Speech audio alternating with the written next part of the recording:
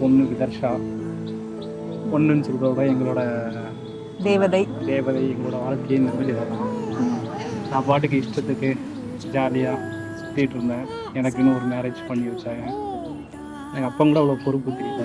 இன்றைக்கி எனக்குன்னு ஒரு பொண்ணு பாம்பு எனக்குன்னு ஒரு குழந்தை பாம்பு அப்போ தான் சரி நம்ம வந்து இதாக இருக்கணும் அப்படிங்கிற மாதிரி தோணுச்சு. அதே மாதிரி எனக்கு பிடிச்ச மாதிரியே முதல் வந்து எங்கள் எல்லாத்துக்கும் பிடிச்ச மாதிரியே முதல்ல ஒரு பொண்ணாக பிறந்தது. அம்மாவை எப்பொழுதும் எல்லாத்துக்கும் தெரியும். ஆனால் நான் வந்து முதல்ல ஒரு மாதம் தான் இருந்தேன். அதுக்கடுத்து வேலைக்கு எதைக்குன்னு போயிட்டு வந்துட்டு இருந்தேன். ஆனால் நம்மளை பார்த்த உடனே அங்கேருந்து ஓடி வருவா, தவந்து வருவா. வந்துட்டு பார்த்த உடனே ஒரு சிரிப்பு. அந்த சிரிப்புலேயே நம்மளுக்கு இருக்கிற எல்லா டென்ஷனுமே போயிடும். அந்த லெவலுக்கு ஒரு சிரிச்சு ஏமாத்திடுவோம். நல்லா நம்ம ஏதாவது ஒரு இதில் வருவோம், பார்த்து இதுப்பா சிரிச்ச உடனே நம்மளும் அப்படி மனசு கூலாயிட்டு சரி எல்லாத்துக்கும் காரணம் இவ தான், லைஃப் ஃபுல்லாக இவளாக தான் இருக்கணும், இவ தான் நம்ம சிரிக்க போகிறோம் அப்படிங்கிற மாதிரி நம்மளுக்கு ஒரு உணர்வே மாறிடும். வாயாடி பெற்ற புள்ள வரப்போற நல்ல போல யாருவ யாருவ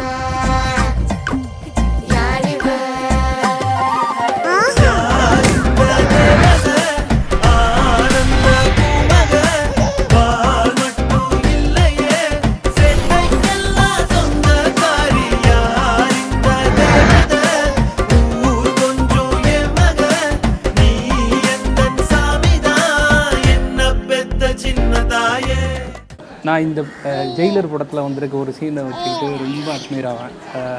ரஜினி மேலே அவங்க பேத்தி பேரம் படுத்துருக்க மாதிரி எனக்கு அவள் அப்படி படுக்க மாட்டாளான்னு ஒரு எண்ணம் இருக்கும். ஆனால் அதுக்கு மேலே அவள் வந்து தூங்குறது, அவளோட நல்லா தூங்குறது ஒன்று தொட்டுது.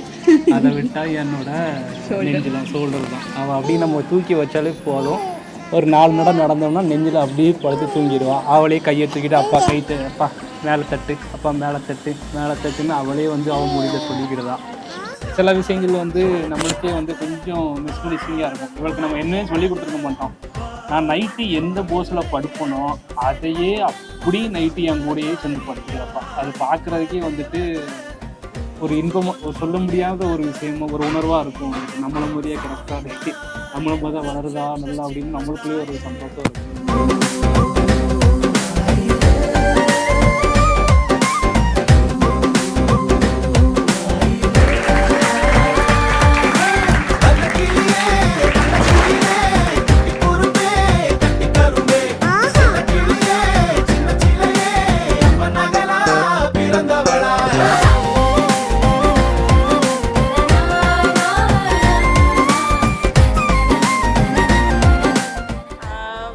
வந்து ரொம்ப நாள் கழிச்சு கிடைச்ச ஒரு ஹாப்பினஸ் எனக்கு. அப்புறம் சின்ன வயசுல இருந்தே வந்து அவளோட ஆக்டிவிட்டிஸ் எப்படி துருன்னு எப்போதுமே ஒரு என்கேஜாக தான் இருக்கும். அவள் இருக்கிற இடமே ஒரு ஹாப்பியாக இருக்கும். அவங்க வளர்ந்துட்டு வராங்க அப்படிங்கிறதுக்கு ஒரு எக்ஸாம்பிள் வந்து உருளைக்கிழங்கு பாட்டு கேட்டுட்டு இருந்தவா இப்போ கோல்டன் ஸ்பேரோன்ற ஒரு பாட்டை கேட்டுட்டு இருக்கா. அப்புறம் இப்போ உருளைக்கிழங்கு பாட்டை போட்டோம்னா அதை அப்படி தூக்கி எரிஞ்சிருவா. அதெல்லாம் பார்க்கறதே கிடையாது. அவள் ஒவ்வொரு மந்த்தும் ஒவ்வொரு ஃபேஸ் கட்டு மாறிட்டு இருக்கு. ஃபர்ஸ்ட் ஸ்டார்டிங்ல மதினி மாதிரி இருந்தா, அப்புறம் அண்ணன் மாதிரி வந்தா, திரும்ப மதினி மாதிரி இருந்தா, இப்போவும் அண்ணன் மாதிரி இருக்கா. ஆனா எப்போதுமே அழகா கியூட்டா இருக்கா. எந்த ட்ரெஸ் போட்டாலும் பார்க்க சூப்பரா இருக்கும், அழகா இருக்கும். அழும்போது அது ஒரு கியூட்டு, சிரிக்கும் போது அது அதை விட கியூட்டு. விதர்ஷா அந்த பப்புங்கிற நேமே கிரியேட் பண்ணது நான் தான். ஆக்சுவலி ஃபர்ஸ்ட் நான் கூட போய் எல்லாரும் கூட ஆரம்பிச்சிட்டாங்க. இப்போ பப்பு ரொம்ப சேட்டைக்கார பொண்ணு, அடம் பிடிச்சா அவ்வளோதான். அவளா நம்மக்கிட்ட வரமாட்டா, ஃபர்ஸ்ட் கூப்பிட்டா வரமாட்டா, தூக்கி வச்சுக்கிட்டா அப்புறம் அவளே மிங்கிளாயிடுவா. ஆனால் மிங்கிளார வர வெயிட் பண்ணணும். அழ ஆரம்பிச்சான்னு வைங்க வாயை மூடவே மாட்டா. அதுவும் நைட் நேரம்லாம் வாயை மூடவே மாட்டா. நிறையா தான் நான் தூங்காமே இருந்துக்கிறேன். ஊரில் இருக்கும்போது கூட காலையில் அக்கா என்கிட்ட தான் வந்து டக்குன்னு குழந்தைய காலைல கொடுத்துட்டு போயிடுவாங்க. காலைல மார்னிங்கே 7 o'clock குழந்தைய கொடுத்துருவோம். காலைல 7 மணிக்கே சேட்டை பண்ண ஆரம்பிச்சான்னு நீங்கள் எல்லாத்தையும் எழுப்புவோம். வீட்டில் உள்ள எல்லாத்தையும் எழுப்பி விட்றது விதர்ஷா தான் எங்களை எழுப்பி விட்றது. ஹாப்பி பர்த்டே பப்பு.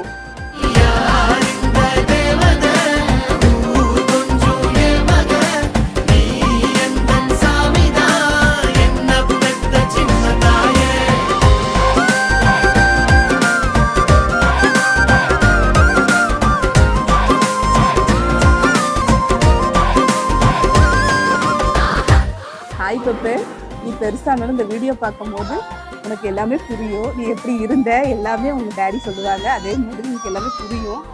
அப்படின்னு நினைக்கிறேன். பப்பு வந்து பிறந்ததுக்கு அப்புறம் தான் எனக்கு வந்து அம்மான்ற ரோல் வந்து எவ்வளோ இம்பார்ட்டன்ட்றது தெரியும். அது வரைக்கும் நான் அம்மா கிட்ட நான் ரொம்ப க்ளோஸ் தான். ஆனால் அம்மா வந்து எனக்கு எது பண்ணாலும் டக்கு டக்குன்னு இதாக்குவேன். இப்போ நான் பப்புவை பார்க்கும்போது தான் அப்போ எங்கள் அம்மா என்னை எப்படி வளர்த்துருக்காங்கன்றது தெரியும். நைட்டெல்லாம் தூங்க மாட்டா, அப்படியே இருப்பா.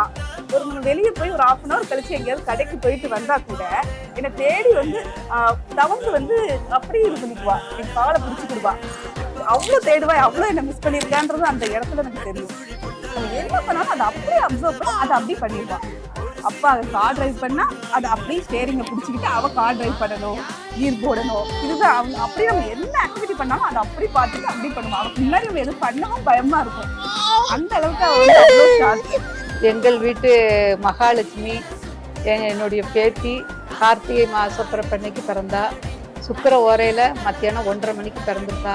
எங்கள் வீட்டு மகாலட்சுமி என் பேத்தி. குட்டி பப்புன்னு சொல்லுவோம், நாங்கள் பப்புன்னு கூப்பிடுவோம். கைத்தட்டுன்னு சொன்னால் நல்லா கை தட்டுவா, குட் மார்னிங் சொல்லுவா. பப்புன்னு கூப்பிட்டா நல்லா சிரிப்பா, ஓடி வருவா. ஏதாவது இனிப்பு கொடுத்தா சிரிப்பா. சேட்டை பண்ணுனா கோவம் வந்துட்டுனா நம்மளை போட்டு அடிக்க ஆரம்பிச்சிடுவா.